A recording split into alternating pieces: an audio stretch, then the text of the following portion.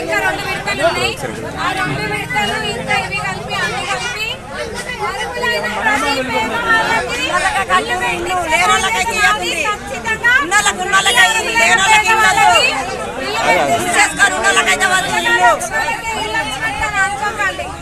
మాట్లాడేది ఇను తర్వాత మాట్లాడతారు. పేదోళ్ళకి నిజంగా పేదోళ్ళు ఉన్నారు, అందులో వాళ్ళకైనా అందరికీ 2 విడతలు వస్తాయి. 1 విడతల రాష్ట్రం మొత్తంలో కూడా ఎక్కడ కూడా ఒక్కళ్ళు కూడా ఇవ్వట్లేదు.